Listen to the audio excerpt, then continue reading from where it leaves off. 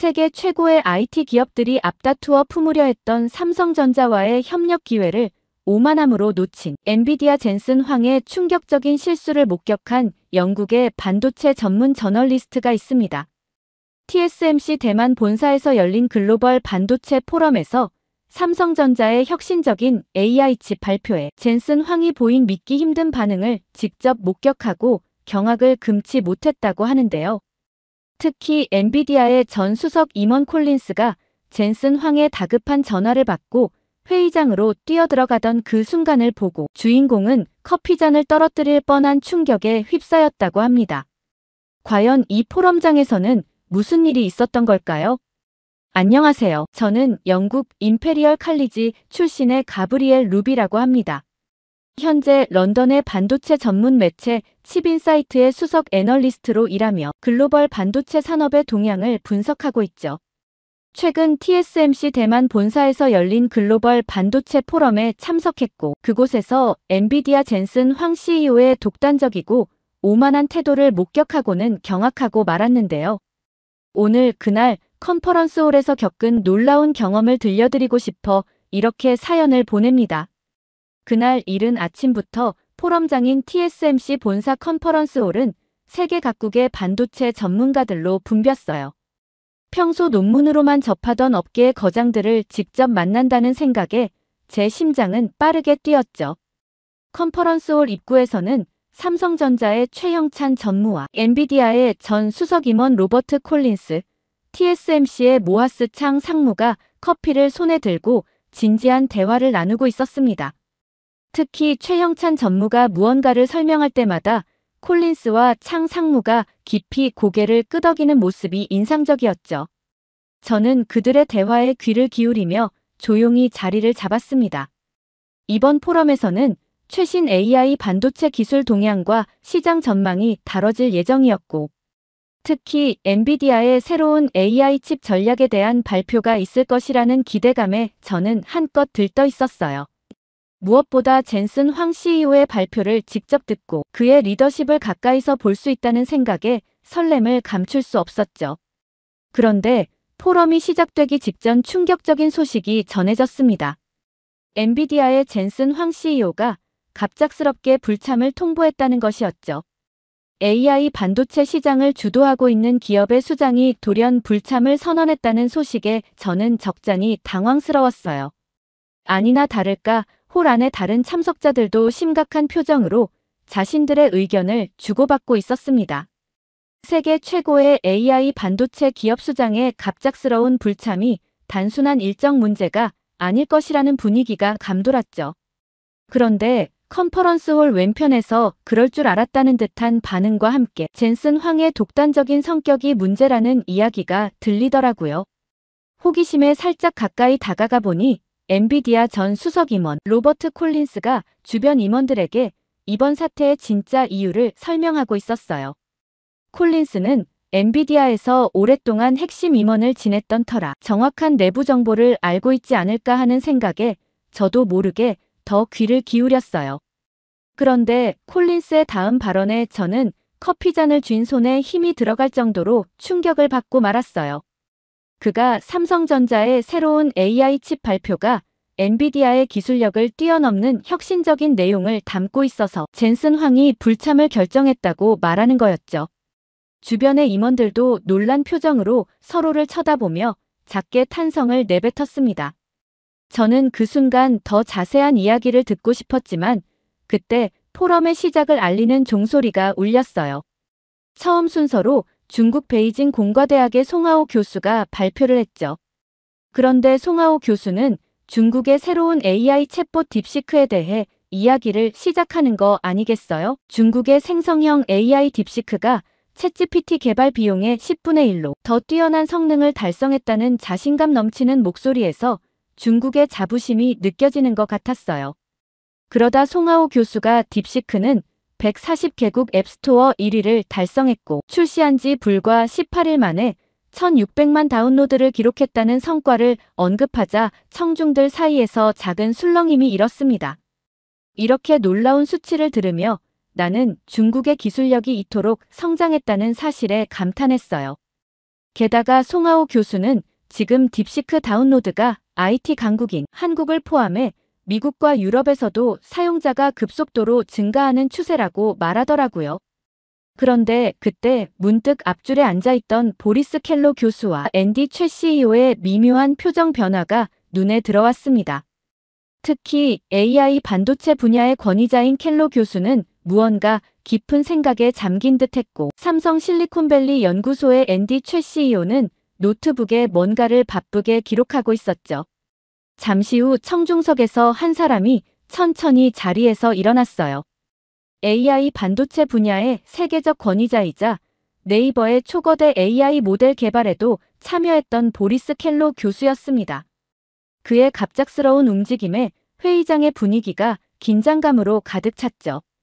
처음 켈로 교수는 의외로 부드러운 어조로 말을 시작했습니다. 게다가 중국이 엔비디아의 고가 반도체 대신 저가 반도체로 이런 성과를 낸 점을 높이 평가한다면서 특히 한국에서의 120만 사용자 확보도 축하한다고 했죠. 그런데 곧이어 켈로 교수의 말투가 바로 달라졌어요. 켈로 교수는 한국의 IT 수준을 설명하며 80대 노인들도 스마트폰으로 주식 투자를 하고 유치원생들은 코딩을 배우며 전 국민의 90% 이상이 디지털 기기를 자유자재로 다루는 나라가 한국이라고 말하더라고요. 그래서 혁신성 지수가 7년 연속 세계 1위를 기록하고 있다는 설명도 덧붙였습니다. 이런 나라가 120만 명이 달려들어 딥시크를 써봤으니 얼마나 빨리 딥시크의 문제를 빨리 찾았겠냐면서 6시간도 안 돼요. 한국 사람들이 찾아낸 딥시크 문제점을 말하더라고요. 바로 딥시크 이용자들의 개인정보가 무단으로 중국 서버에 저장되는 문제를 지적하더니 갑자기 독도 문제를 꺼내들었습니다. 켈로 교수는 딥시크의 독도는 누구 땅이냐고 검색을 해보았냐고 청중들을 물어보았어요. 그런데 켈로 교수는 확실하게 지금 이 자리에서 검색을 한번 해보고 싶지만 아쉽게도 미국에서 이미 딥시크 금지령이 내려져서 접속이 안 된다고 하더라고요. 그는 독도 문제를 예시로 들며 딥시크의 심각한 결함을 지적했습니다. 독도가 누구 땅이냐는 질문에 딥시크는 한국, 일본, 중국, 심지어 세 나라 모두의 영토라는 황당한 답변을 한다는 것이었죠. 저는 이 말을 듣고 엄청난 충격을 받았습니다. 처음에는 중국의 놀라운 기술 혁신이라고 생각했던 딥시크가 순식간에 의심스러운 정보 수집 도구로 보이기 시작했기 때문이었죠. 특히 영토의 소유권이라는 기본적인 개념조차 제대로 학습하지 못한 AI라니 과연 이것이 실수일까 하는 의구심마저 들더라고요. 그런데 켈로 교수의 다음 발언은 저를 더욱 큰 충격에 빠뜨렸습니다. 딥시크가 이런 모호한 답변을 의도적으로 설계했다는 것이었어요. 딥시크 사용자들이 이런 애매한 답변을 받았을 때 어떤 반응을 보이는지, 추가 질문을 어떻게 입력하는지, 심지어 키보드 입력 속도까지 모두 분석해서 중국 서버에 저장한다는 사실이 밝혀진 것입니다. 이 폭로를 듣던 송하오 교수의 얼굴이 순식간에 창백해졌다가 붉게 달아올랐어요. 그는 자리에서 벌떡 일어나 필사적으로 반박을 시도했어요.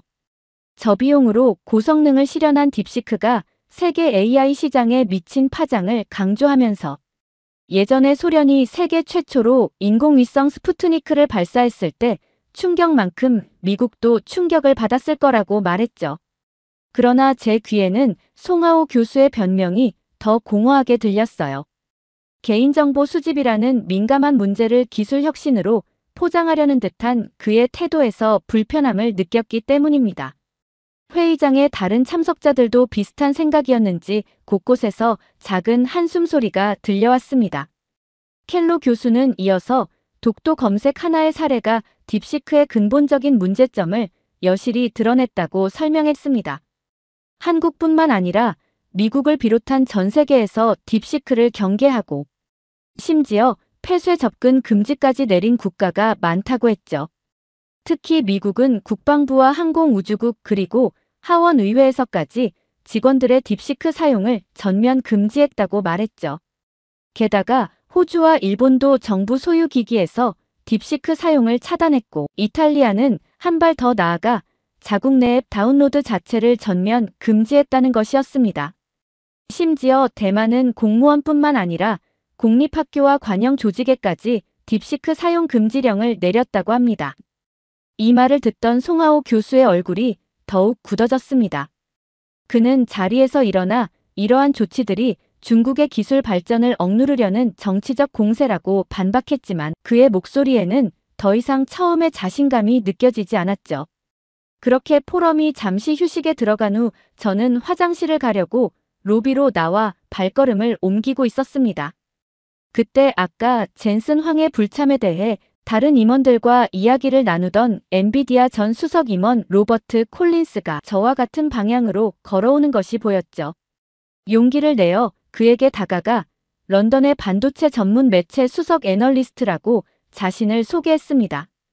그러면서 아까 젠슨 황의 불참과 관련해 다른 분들과 이야기를 나누시는 것을 보았는데 혹시 더 자세한 이야기를 들을 수 있을지 조심스럽게 물었죠.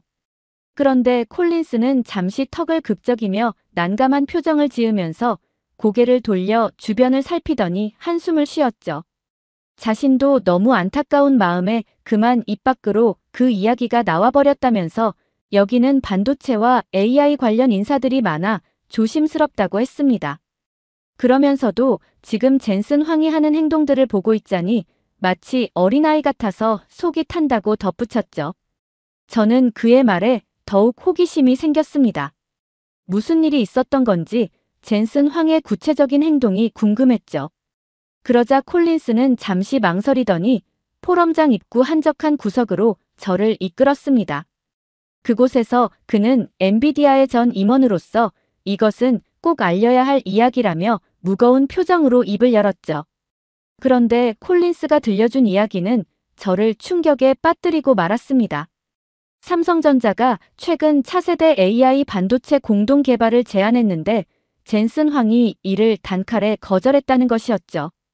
그런데 얼마 전 삼성이 독자적으로 개발한 AI 추론 칩 마하이를 발표하자 젠슨 황이 격분하여 회의실 책상을 내리치고 나가버렸다는 것이었습니다. 저는 그의 말을 듣고 도저히 이해할 수가 없었습니다. 삼성전자는 글로벌 메모리 반도체 시장의 절대 강자이자 AI 반도체 분야에서도 선두권에 있는 기업이었죠. 세계 유수의 기업들이 삼성전자와의 협력을 간절히 원하고 있는 상황에서 이런 제안을 거절한다는 것은 상식적으로 이해하기 어려웠거든요. 콜린스에게 젠슨 황이 그토록 격분한 이유가 무엇인지, 혹시 삼성전자와의 관계에서 특별한 문제가 있었던 건지 조심스럽게 다시 물어보았죠. 그러자 콜린스는 잠시 생각에 잠기더니 과거의 일화를 하나 들려주었습니다. 20년 전 엔비디아가 파산 위기에 처했을 때 일본의 이리마주리 쇼이치가 엔비디아에게 도움을 주었고 젠슨 황은 지금까지도 그를 중요한 AI 세미나에 초청할 만큼 각별히 여긴다고 했죠. 그런데 관계를 그토록 중시하는 젠슨 황이 왜 삼성전자와는 이렇게 적대적인 태도를 보인다고 생각하는지 저한테 오히려 되물어 보더라고요.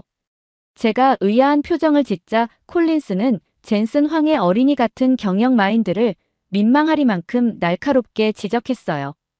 2020년 당시 엔비디아가 삼성전자의 반도체 설계를 의뢰했다가 거절당한 사실이 있는데 이 사건 이후 젠슨 황이 삼성과의 관계를 일방적으로 단절했다는 것이었죠. 젠슨 황은 진정한 글로벌 기업의 CEO로서 자신의 기술력과 품질을 먼저 입증하고 협력을 이끌어내야 할 파트너를 존중해야 하는데 자신의 반도체 설계 역량은 돌아보지 않은 채 삼성이 물량을 안 받아준다고 삐진 어린아이 같은 모습을 보인다고 지적했죠. 저는 젠슨 황이 글로벌 기업의 CEO가 보여서는 안 될 감정적인 행동을 한다는 사실도 놀라웠지만 더욱 충격적인 것은 그의 편협한 판단이 엔비디아의 미래를 위험에 빠뜨릴 수도 있다는 점이었어요. 특히 삼성전자가 독자적으로 개발한 AI 칩의 성능이 엔비디아를 뛰어넘었다는 사실은 젠슨 황의 오만한 판단이 얼마나 큰 실수였는지를 여실히 보여주는 것 같았습니다. 게다가 삼성전자가 메모리 반도체 시장에서 30년 넘게 세계 1위를 지켜온 브랜드 가치를 무시하는 자세에 경악하지 않을 수 없었어요. 한국 같은 반도체 강국을 패스하고 어떻게 급변하는 반도체 시장에서 협력 파트너를 찾을 수 있을까 걱정이 되었죠. 역시 엔비디아의 성공은 일시적인 성과에 그칠 것 같다는 예감마저 들었습니다. 그때였어요. 포럼이 다시 시작한다는 안내방송이 나왔고 저와 콜린스가 서둘러 포럼장으로 향했습니다. 복도를 걸으며 콜린스는 젠슨 황의 진짜 면모를 알려줘서 다행이라는 말을 남겼고 저는 깊이 고개를 끄덕이며 자리로 돌아갔죠. 포럼이 재개되자 삼성전자 최영찬 전무가 단상에 올랐어요. 회의장의 조명이 잠시 어두워지더니 대형 스크린에 삼성전자의 로고가 나타났죠. 저는 앞서 콜린스와의 대화에서 들었던 이야기가 떠올라 심장이 빠르게 뛰기 시작했습니다. 특히 젠슨 황이 그토록 격분했던 기술의 정체가 곧 공개될 것이라는 생각에 손에 땀이 났죠. 최형찬 전무는 무대 중앙에 서서 잠시 청중들을 바라봤는데 무언가 대단한 것을 보여주겠다는 자신감이 느껴졌죠. 그리고 그가 삼성전자가 개발 예정인 차세대 AI 반도체 마하이가 현존하는 모든 AI 추론 칩의 성능을 뛰어넘었다는 설명을 할 때 회의장 모두가 조용히 집중했죠. 이어서 스크린에는 각종 벤치마크 테스트 결과가 하나씩 나타났습니다. 특히 전력 소비량이 기존 제품의 절반 수준이라는 수치가 표시되자 앞줄에 앉아있던 구글과 메타의 임원들이 놀란 듯 서로를 바라보았어요. 저는 그들의 반응을 보며 이것이 단순한 신제품 발표가 아닌 반도체 업계의 판도를 뒤흔들 역사적인 순간이라는 것을 직감할 수 있었습니다. 그때 구글의 AI 연구소장이 자리에서 벌떡 일어나 질문을 던졌어요. 대규모 언어 모델 처리 속도가 정말 엔비디아 제품보다 3배 빠르냐는 것이었죠. 최형찬 전무는 미소를 지으며 실시간 데모를 보여주겠다고 했습니다. 그 순간 회의장은 숨막히는 긴장감에 휩싸였어요. 곧바로 대형 스크린에는 동일한 AI 모델이 2개의 서로 다른 칩에서 구동되는 모습이 나타났습니다. 그리고 10분 뒤 마하이의 압도적인 성능이 수치로 증명되었죠. 저는 그 자리에서 역사적인 순간을 목격하고 있다는 생각에 가슴이 뛰었습니다. 그때였습니다. 발표가 한창 진행 중일 때 갑자기 콜린스가 급하게 회의장 앞으로 뛰어 들어갔어요. 그는 최형찬 전무에게 전할 긴급한 메시지가 있다며 저를 불렀죠. 밖으로 나가보니 콜린스가 심각한 표정을 하면서 젠슨 황이 방금 자신에게 전화를 걸어왔다고 말하더라고요. 콜린스는 젠슨 황이 마하이의 발표 소식을 듣고 크게 동요했다고 했어요. 심지어 최형찬 전무와 즉시 통화하고 싶다며 자신을 재촉했다는 것이었죠. 이야기를 전하는 콜린스가 젠슨 황의 목소리가 그렇게 초조하게 느껴지는 게 처음이라고 말하더라고요. 저는 콜린스에게 젠슨 황이 구체적으로 어떤 말을 했는지 물었어요. 그러자 콜린스는 한숨을 쉬며 말했습니다. 젠슨 황이 삼성전자와의 협력 가능성을 다시 논의하고 싶다고 했지만 이미 늦었다는 것이었죠. 최형찬 전무는 이미 구글, 메타와 비밀 회동을 준비하고 있었기 때문입니다. 실제로 삼성의 마하일 발표 이후 이미 샘 올트먼 오픈 AI CEO와 마크 주커버그, 메타 CEO 같은 세계적인 빅테크 기업가들이 한국을 방문해 개발 중인 AI 추론 칩에 대해 큰 관심을 보이고 돌아갔다고 해요. 제 머릿속은 복잡한 생각으로 가득했습니다. 세계 최고의 IT 기업들이 앞다투어 삼성과의 협력 기회를 찾고 있는 이 순간 젠슨 황은 오히려 삼성을 품을 수 있는 절호의 기회를 놓치고 있다는 사실이 안타까웠죠. 특히 그의 독단적인 판단이 결국 엔비디아의 미래마저 위태롭게 만들 수 있다는 생각에 마음이 무거워졌습니다. 잠시 후 최형찬 전무의 혁신적인 발표가 끝나자 회의장이 술렁이기 시작했습니다. 구글과 메타의 고위 임원들이 자리에서 벌떡 일어나 최 전무에게 다가갔죠. 그들은 서로 먼저 대화를 나누려는 듯 조급한 모습이 인상적이더라고요. 이윽고 메타의 수석 부사장이 자신의 포럼장 VIP 회의실로 자리를 옮기자고 제안했고 최형찬 전무는 고개를 끄덕이며 자리를 옮겼습니다. 뭔가 취재 본능이 발동한 저는 그들의 뒤를 조심스럽게 쫓았죠. VIP 회의실 앞 복도에서 기다리고 있자니 시간이 갈수록 안에서 들려오는 목소리가 점점 고조되었어요.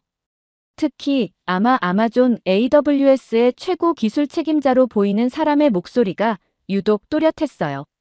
그는 지금 당장 물량을 확보해야 한다며 최소 3년간의 장기 계약을 원한다고 했죠. 구글 측에서도 우리도 동일한 조건으로 계약하겠다는 목소리가 이어졌습니다. 그렇게 2시간여의 긴 회의가 끝나고 회의실 문이 열렸는데 최형찬 전무를 비롯한 참석자들의 얼굴에는 만족감이 가득했어요.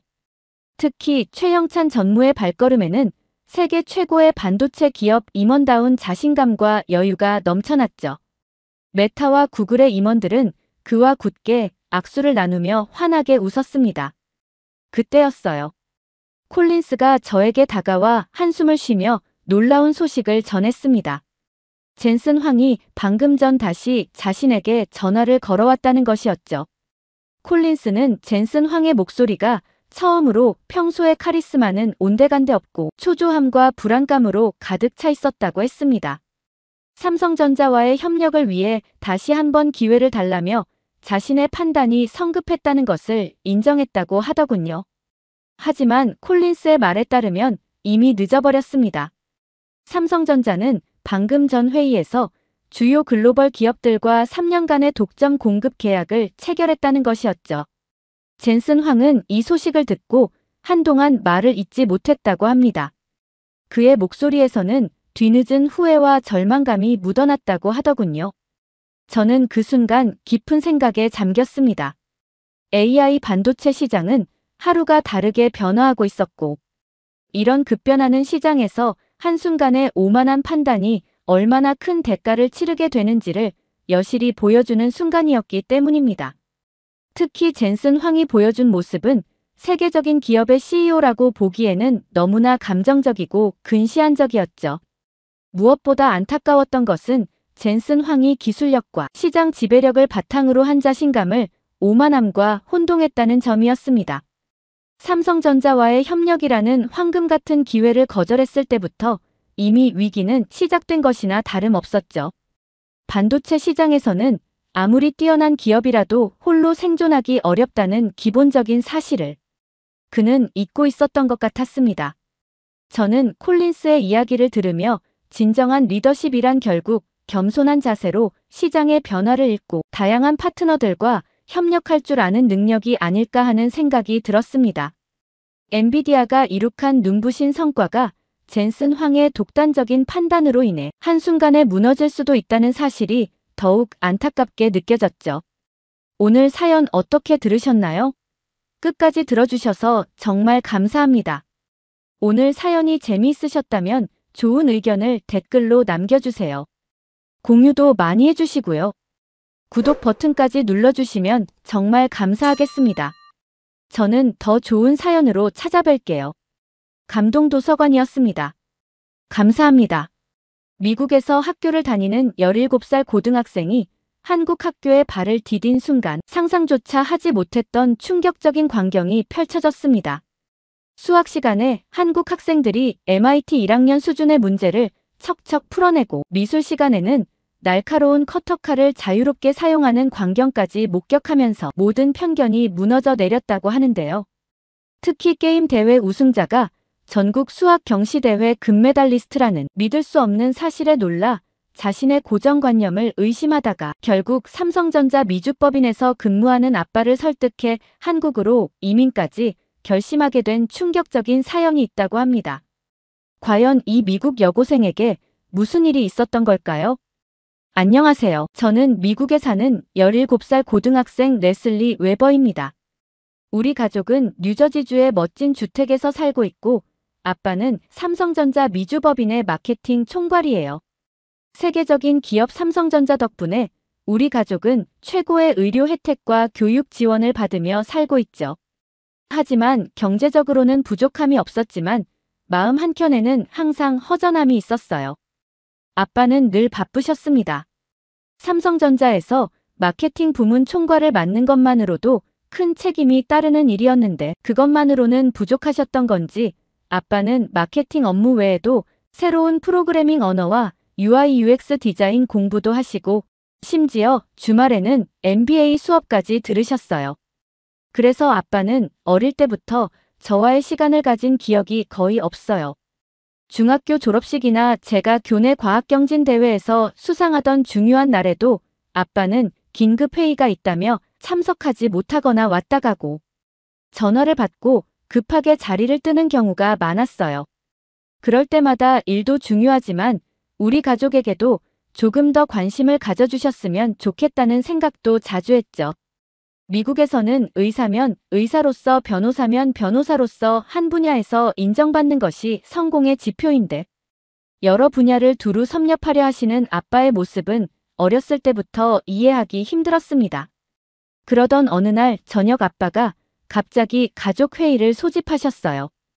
평소와 달리 긴장된 표정으로 한국 본사에서 제안을 받았다고 말씀하시더니 우리 가족 모두가 한국으로 이주하는 게 어떠냐는 충격적인 말을 하더라고요. 저는 그 자리에서 강하게 반발했죠.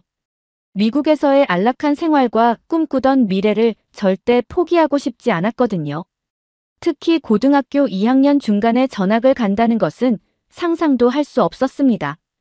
MIT 진학을 목표로 하고 있는 친구들과의 스터디 그룹도 매주 토요일 봉사활동을 하는 로봇공학 동아리도 모두 포기해야 한다는 사실이 믿기지 않았거든요. 격양된 목소리로 도대체 왜 한국에 가야 하는 거냐고 따졌죠. 그런데 아빠는 오히려 차분한 목소리로 말씀하셨습니다. 아빠는 한국 학교가 내가 아는 것과는 전혀 다르다고 하더라고요. 오히려 미국보다 더 넓은 시야와 다양한 능력을 키울 수 있다고 하셨죠. 저는 아빠의 계속된 설득에도 고개를 저었습니다. 미국이 모든 분야에서 앞서 있는데 작은 아시아 국가 한국에서 도대체 뭘 배운다는 말인지 전혀 이해가 안 됐어요. 게다가 영어도 서툰 곳에서 어떻게 공부하냐며 반발했죠. 그러자 아빠는 의외의 말씀을 하셨어요. 한국 사람들은 공부도 잘하고 음악도 잘하고 심지어 게임도 잘한다고요. 아빠가 다니시는 삼성전자도 애플과 어깨를 나란히 하는 세계 최고의 기업이라고 하시면서 함께 일하는 한국 동료들이 다재다능한 모습을 보면 놀랍다고 하시는 거 있죠. 그러면서 이런 능력이 다 한국 교육의 결과물이라고 강조하셨어요. 더구나 한국에서는 모든 학생이 코딩을 배우고 로봇공학에도 관심이 많다면서 제가 관심 있어 하는 분야들을 예로 들어가며 앞으로 제가 이쪽 분야에서 성공하려고 해도 한국 교육을 받지 않고는 불가능할 거라며 협박 아닌 협박을 하면서 설득하셨죠. 특히 인상 깊었던 건 아빠의 다재다능함이 한국 학교 교육에서 비롯됐다는 말씀이었습니다. 하지만 저는 그때 그 말을 전혀 믿을 수 없었어요. 오히려 아빠가 삼성전자에서 너무 오래 일하시다 보니 한국 사람들에게 지나치게 동화된 게 아닌가 하는 의심마저 들었습니다. 저는 아빠의 한국행 제안을 도저히 받아들일 수 없었어요. 아직 결정된 건 아니었지만 아빠가 진지하게 고민하고 계시다는 사실만으로도 너무 불안했습니다. 한숨만 쉬며 침대에 누워있다가 문득 이 답답한 마음을 누군가와 나누고 싶어졌어요. 떨리는 마음으로 절친한 친구 캐슬린에게 전화를 걸었습니다. 영화 감독이 되는 게 꿈인 캐슬린이라면 내 심정을 이해해줄 거라 생각했거든요. 아빠가 삼성전자 본사로부터 한국행 제안을 받았다고, 그래서 우리 가족이 한국으로 갈 수도 있다고 조심스럽게 말했죠. 그런데 영화 감독이 되는 게 꿈인 캐슬린은 제가 예상하지 못한 반응을 보였습니다. 오히려 부러워하면서 흥분된 목소리로 말하더라고요. 한국에 가서 교육까지 받게 된다니 정말 부럽다면서 자신도 한국에서 공부하고 싶다고 말했습니다. 요즘 미국에서 한국 드라마와 영화가 대세라며 한국식 연출과 스토리텔링을 배우고 싶다고 했죠. 저는 정말 의아했어요. 제가 알던 한국은 그저 삼성전자라는 회사가 있는 작은 아시아 국가였을 뿐인데 캐슬린은 마치 할리우드나 실리콘밸리처럼 한국을 이야기하고 있었거든요. 특히 캐슬린이 영화를 전공하려는 학생으로서 한국 콘텐츠를 그토록 추종한다는 게 더욱 이해가 되지 않았습니다. 제 의구심을 눈치챘는지 캐슬리는 넷플릭스 글로벌 차트 1위를 휩쓸고 있는 한국 드라마들을 예로 들었죠. 넷플릭스가 앞으로 4년 동안 한국 콘텐츠에 25억 달러를 투자하기로 했다는 뉴스까지 전하면서 자신의 사촌부터 할머니까지 모두가 한국 콘텐츠의 열렬한 팬이 되었다고 말했어요. 음식, 뷰티, 패션, 일상 브이로그까지 한국 사람들은 정말 못하는 게 없다며 연신 감탄했습니다. 저는 여전히 회의적이었어요. 영화나 드라마야 잘 만들 수도 있겠지만 그게 교육과 무슨 상관이 있냐는 생각이 들었죠. 한국 문화를 좋아하는 건 이해하지만 한국 학교는 전혀 다른 문제 아니냐고 반문했어요. 그러자 캐슬리는 제가 전공하려는 로봇공학보다 더 첨단 기술이 집약된 것이 바로 K컬처라고 말하더라고요. 전 세계 사람들이 열광하고 소비하는 한국의 문화 콘텐츠야말로 미래 산업의 핵심이라고 설명했죠. 그러면서 캐슬리는 클라라라는 친구를 소개해주겠다고 했어요.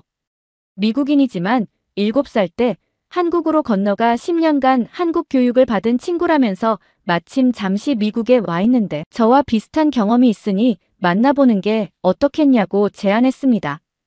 다음 날 캐슬린의 소개로 맨해튼의 한 카페에서 클라라를 만났어요. 카페 문이 열리고 금발 머리의 소녀가 들어왔는데 전형적인 미국 소녀의 외모와는 달리 안녕하세요 라고 자연스러운 한국어로 인사를 하는 모습이 무척 인상적이었습니다. 클라라는 제가 한국으로 가게 될 수도 있다는 이야기를 들었다며 반가운 미소로 자리에 앉았죠. 처음에는 완벽한 미국인 외모에 한국어를 구사하는 모습이 너무 이질적이어서 살짝 당황했어요. 하지만 용기를 내어 제 상황을 설명했죠. 아빠가 삼성전자 본사로부터 제안을 받아서 한국행을 고민 중이라고요. 그러자 클라라는 답변 대신 노트북을 꺼냈어요. 제가 로봇공학에 관심이 있다는 얘기를 캐슬린에게 들었다면서 자신이 한국에서 개발한 웨어러블 로봇 프로젝트를 보여주었죠. 그런데 저는 클라라가 보여주는 화면에 깜짝 놀라지 않을 수 없었어요. ROS 기반의 휴머노이드 로봇 제어 시스템이었는데 파이썬으로 구현한 실시간 모션 컨트롤 알고리즘부터 C++로 작성된 균형 제어 모듈까지 완전 전문가 수준의 코드였거든요. 저도 모르게 몸을 앞으로 기울이며 물었죠. ROS 기반의 모션 컨트롤 알고리즘이 어떻게 저렇게 자연스러울 수 있는지, 특히 균형 제어 부분은 마치 전문가가 만든 것 같다고요. 이 정도면 MIT 준비 스터디 그룹에서 고민하던 것보다 훨씬 진보된 형태였거든요. 그런데 더 놀라운 건 클라라의 대답이었어요. 이 정도는 한국 고등학교 로봇공학 동아리에서 기본으로 다룬다는 거예요. 게다가 한국의 카이스트가 최근 개발한 웨어러블 로봇으로 세계 로보틱스 챌린지에서 1위를 차지했다는 소식도 전해주었죠. 자신도 한국 학교에서 배운 로봇공학 기초가 있었기에 이런 고급 프로젝트에 도전할 수 있었다고 설명했어요. 이어서 클라라는 다른 것들도 보여주고 싶다며 밝은 목소리로 노트북 화면을 넘기기 시작했어요. 그런데 화면 속에는 놀라운 것들이 가득했습니다. 로봇공학 프로젝트 외에도 화려한 비트가 돋보이는 자작 K-팝 음원들과 3D 그래픽으로 구현된 모바일 게임 데모 버전, 그리고 수만 명의 구독자를 보유한 요리 레시피 블로그까지 있더라고요. 저는 이 모든 것을 클라라가 직접 만든 건지 놀라움을 감추지 못하며 물었죠. 한 분야의 전문성을 키우는 것도 쉽지 않은데 이렇게 다양한 분야를 모두 잘한다는 게 도저히 믿기지 않았거든요. 제가 눈을 동그랗게 뜨고 이런 수업들을 정말 모든 학생들이 다 듣는 거냐며 놀라워하자 클라라는 한국의 교육 시스템에 대해 더 자세히 설명해 주었어요. 한국의 학교들은 학생들의 다양한 재능을 발견하고 키우는데 큰 관심을 기울인다면서 자신의 경험담을 하나하나 들려주었죠. 말을 마친 클라라는 자신이 다니는 학교에 외국인 학생들을 대상으로 하는 한국 학교 체험 프로그램이 있는데 참가해보면 어떠냐고 말을 하더라고요. 이걸 통해 직접 한국의 교육을 경험해보면 오히려 더 직접적인 느낌을 받을 수 있다고 했죠. 저는 잠시 고민했지만 클라라가 보여준 것들이 너무나 인상적이어서 결국 참가해보기로 했습니다. 특히 한국 학생들이 이렇게 다양한 분야를 동시에 공부하면서도 각 분야에서 뛰어난 성과를 내는 것이 정말 가능한지 직접 눈으로 확인하고 싶었거든요.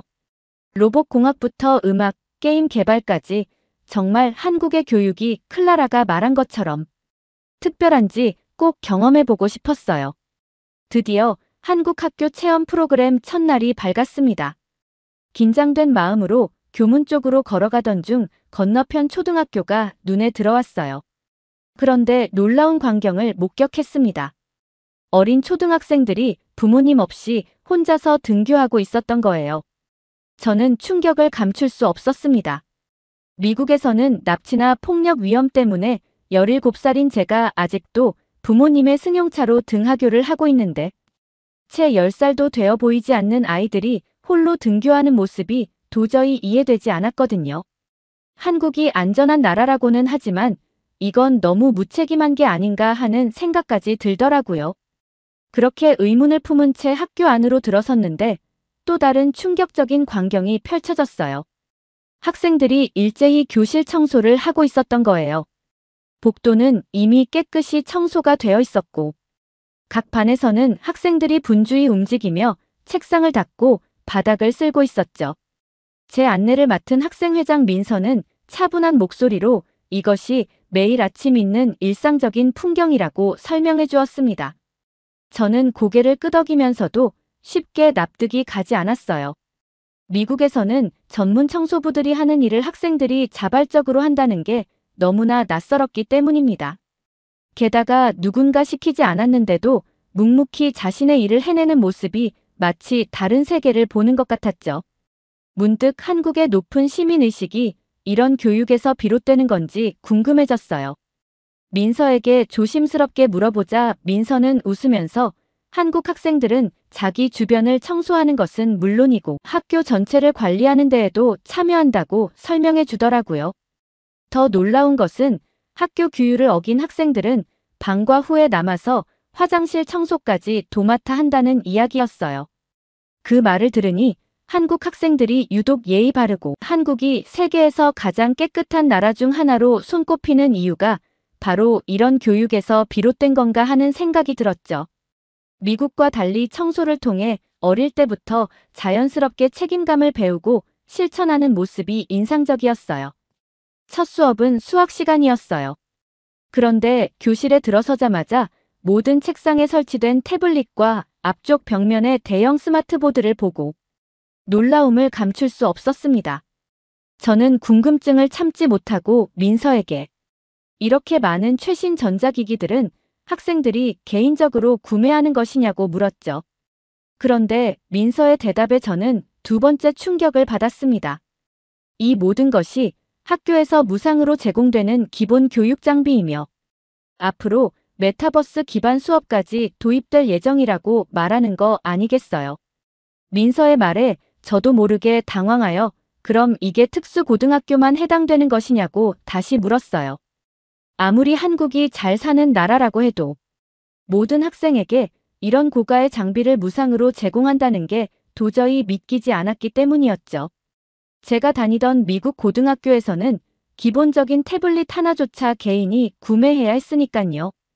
그런데 민서는 이건 정말 기초적인 수준이라며 특수학교에는 전문 교육을 위한 VR 장비까지 따로 구비되어 있다고 설명했습니다. 그런데 더욱 놀라운 것은 수업 내용이었어요. 선생님께서 다중적분과 벡터 미적분을 설명하시는데 저는 깜짝 놀랄 수밖에 없었습니다. 제 오빠가 MIT 1학년 때 배운다며 고민했던 내용이었기 때문이었죠. 더 놀라운 건 그 다음이었습니다. 선생님께서 이 문제 풀어볼 사람? 이라고 묻자 여러 학생들이 자발적으로 손을 드는 거 아니겠어요? 차례로 5명의 학생들이 칠판에 나가 문제를 풀었는데 모두가 완벽한 답을 도출해냈습니다. 저는 너무 신기해서 민서에게 이게 정말 일반적인 광경이냐고 물어봤어요. 그러자 민서는 더 놀라운 이야기를 들려주었습니다. 방금 칠판에서 가장 마지막에 문제를 푼 재민이는 전국 수학경시대회 금메달리스트인데 동시에 전국 e스포츠 대회 우승자라는 것이었죠. 저는 귀를 의심했습니다. 수학과 게임이라니 이게 대체 어떻게 가능한 일이냐며 다시 한번 물었죠. 그러자 민서는 미소를 지으며 한국에서는 이렇게 여러 분야에서 재능을 보이는 학생들이 많다고 설명했어요. 자신만 해도 로봇공학을 공부하면서 작곡에도 관심이 있어 교내 밴드부 활동까지 한다고 했습니다. 게다가 옆반의 수진이는 전국 피아노 콩쿠르 대상을 받으면서 동시에 인공지능 프로그래밍 대회에서도 수상했다는 거였어요. 저는 입을 다물지 못했습니다. 미국에서는 한 분야에서 전문성을 키우는 것만으로도 벅찬데 이렇게 서로 다른 영역에서 뛰어난 성과를 내는 것이 어떻게 가능한지 도저히 이해할 수 없었어요. 제가 외국에서 왔다고 일부러 놀리는 건가 싶을 정도로 믿을 수 없는 이야기였었어요. 두 번째 시간은 미술이었는데 선생님께서는 특별 활동으로 입체 팝업 카드 만들기를 소개하셨어요. 두꺼운 종이를 정교하게 잘라서 여러 층을 만들고 그 사이에 장치를 넣어 카드를 펼치면 그림이 튀어나오는 입체 작품을 만드는 수업이었죠. 미국에서는 한 번도 해보지 않은 특이한 수업이면서 아무리 예술성이 필요한 수업이라서 신기했어요. 그런데 선생님께서 도안을 나눠주시며 정교하게 자르라고 말씀하셨는데 저는 어떻게 시작해야 할지 막막했어요. 손가락으로 두꺼운 종이를 찢어야 하나, 어떻게 해야 하나 고민하면서 주변을 둘러보았죠. 그때였습니다.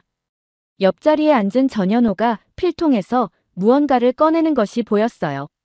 처음에는 제가 잘못 본 줄 알았습니다. 다시 한번 자세히 보니 분명 날카로운 커터칼이었어요. 순간 심장이 쿵 하고 내려앉는 것 같았습니다. 식은땀이 흘렀어요. 지난해 제 친한 친구 제시카가 미술 시간에 커터칼을 가지고 있었다는 이유만으로 10일간 정학을 당했던 일이 떠올랐습니다. 교실에서 무기가 될 수 있는 물건을 절대 반입하면 안 된다는 교장 선생님의 엄중한 경고가 아직도 귓가에 생생했어요. 미국에서는 학교 총기 사고와 테러의 위험 때문에 학생들의 소지품 검사가 매우 엄격했습니다. 심지어 제시카는 이 일로 인해 다른 학부모들의 강력한 퇴학 요구에 시달리기도 했죠. 그런데 한국 학교에서는 필통에 커터칼을 아무렇지 않게 넣고 다닌다는 사실이 믿기지 않았어요. 그런데 갑자기 전현호가 제 쪽으로 몸을 돌리는 게 아니겠어요? 순간 온몸이 얼어붙는 것 같았습니다. 날카로운 칼날을 든 채 저를 향해 다가오는 현호를 보며 최악의 상황까지 떠올랐어요. 도망쳐야 하나, 소리를 질러야 하나, 혼란스러운 생각들이 머릿속을 스쳐 지나갔어요. 그런데 전현호는 부드러운 미소를 지으며 커터칼의 손잡이를 제게 내밀었습니다. 혹시 커터칼이 필요한지 물으며 도안을 자르기 어려워 보여서 도와주고 싶다고 친절하게 말했어요. 저는 그 순간 너무나 당황스러워서 아무 말도 할 수 없었죠. 주변을 둘러보니 다른 학생들도 자연스럽게 커터칼을 사용하고 있었어요. 누군가는 친구에게 커터칼을 빌려주고 또 다른 누군가는 도안을 자르는 요령을 설명해주고 있었죠. 선생님께서도 자르기 어려운 부분은 서로 도와가며 하라고 말씀하실 뿐이었습니다. 전현호는 제가 망설이는 모습을 보더니 자신도 처음에는 어려웠다며 쉽게 자르는 방법을 보여주겠다고 했습니다. 그의 손놀림은 매우 숙련되어 있었고 커터칼을 다루는 태도도 무척 신중해 보였어요. 저는 긴장된 목소리로 미국에서는 커터칼이 위험한 무기로 간주된다고 조심스럽게 설명했어요. 그런데 현호는 박장대소하며 한국에서는 커터칼이 그저 평범한 미술 도구일 뿐이라고 말하는 거 아니겠어요. 그러면서 한국은 미국과 달리 학교 폭력이나 위험한 사고가 거의 없는 안전한 나라라서 학생들이 수업에만 집중할 수 있다고 설명하더라고요. 저는 그제서야 마음을 놓으면서 오히려 부끄러워졌습니다. 미국도 한국처럼 안전했다면 제가 이렇게 평범한 도구에도 민감하게 반응하지 않았을 텐데 말이에요. 게다가 현호가 외국인인 저를 배려해서 도와주려 했던 것인데 마치 위험한 사람처럼 경계했던 제 모습이 무척이나 미안하게 느껴졌습니다. 그런데 그때였어요.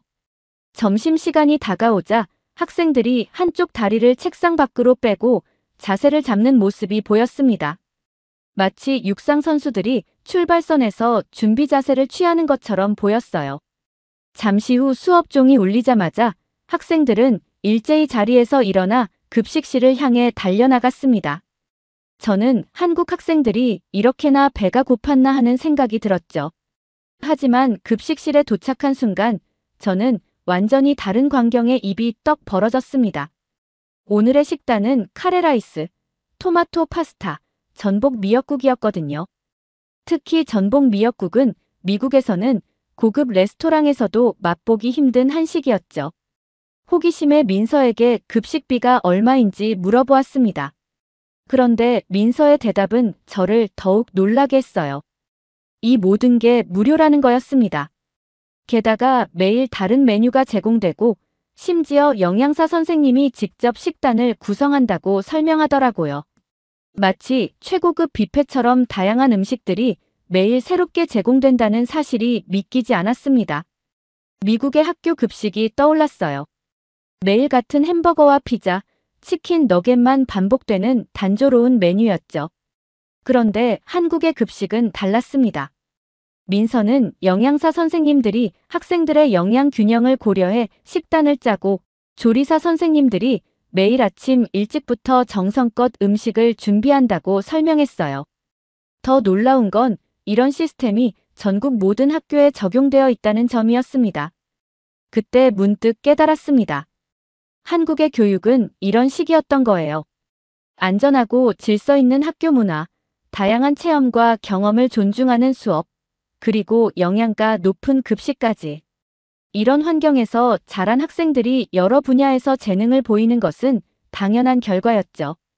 이제야 아버지의 모습이 새롭게 보였습니다.